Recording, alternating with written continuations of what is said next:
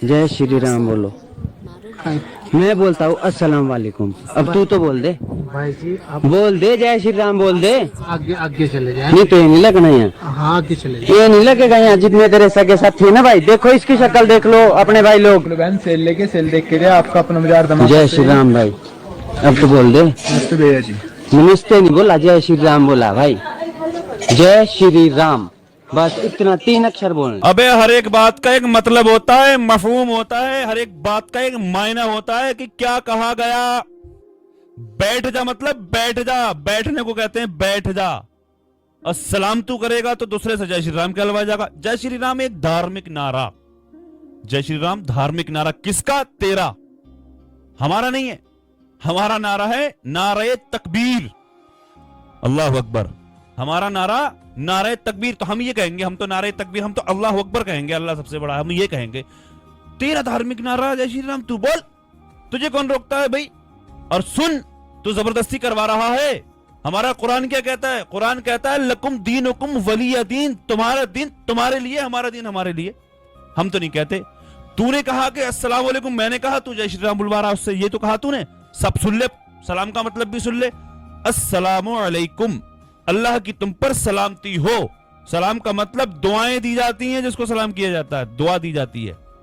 वो कहता है वालेकुम अस्सलाम, सेम टू यू, अल्लाह की तुम पर भी सलामती हो।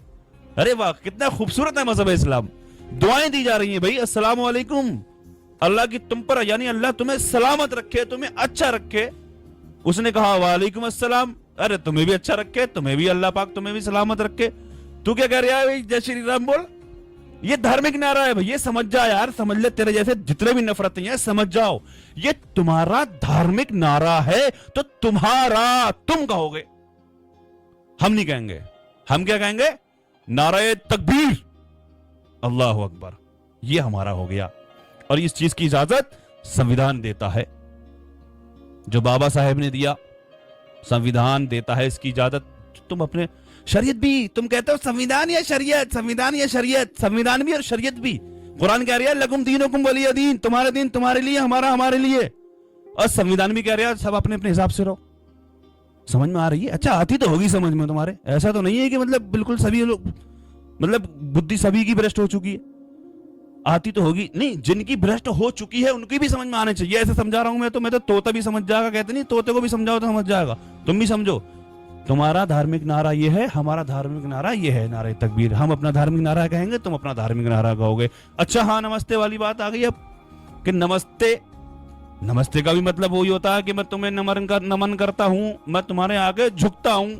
तो तुम तो जब से पैदा हुए हो सुनते चले आए होगे, मुसलमान कहता है कि हम अल्लाह के आगे झुकते, हम अपने अम्मा अब्बा के आगे नहीं झुकते ना, हम किसी के आगे नहीं झुकते, सिर्फ अल्लाह के आगे झुकते हैं। इबादत जिसको कहते हैं, नमाज जिसको कहते हैं, नमाज पढ़ते हैं, रुकू करते हैं, सजदा करते हैं, इसको कहते हैं हम अल्लाह की इबादत करते हैं सिर्फ और सिर्फ। इसलिए नमस्ते भी नहीं कहेंगे हम कहेंगे हदाकल्ला। सुन लो भाई मुसलमानों, तुमसे कोई कहे अगर नमस्ते, तुमको हदाकल्ला। बहुत सारी कमेंट्स आती हैं मेरे पास, तुमको हदाकल्ला यानी अल्लाह तुम्हें हिदायत दे। सही है?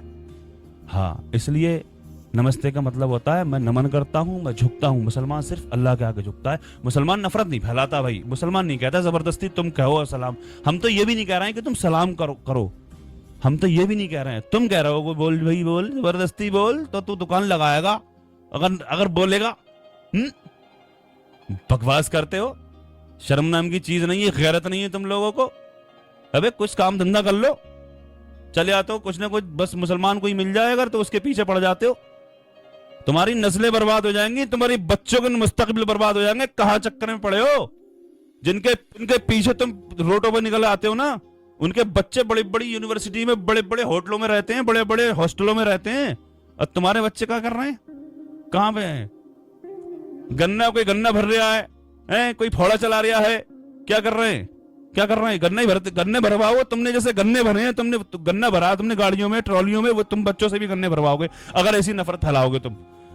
सोचने की बात तो है भाई यार, ये नफरत मत फैलाओ। ऐसे पागलों को ऐसे ही जवाब देना बात है तो बहुत कहने के लिए, लेकिन क्या करूं, फेसबुक की पॉलिसी गाइडलाइन बड़ी सख्त है। भाई ने बहुत कहे तो बहुत कुछ सकता हूं मैं।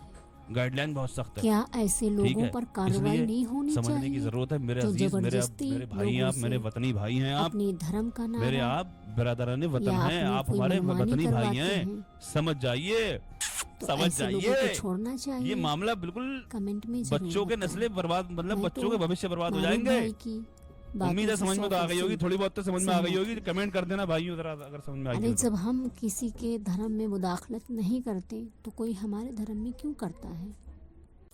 हम तो किसी से ज़बरदस्ती नहीं करवाते, हम किसी से ज़बरदस्ती कोई चीज़ कोई काम नहीं करवाते। फिर आप क्यों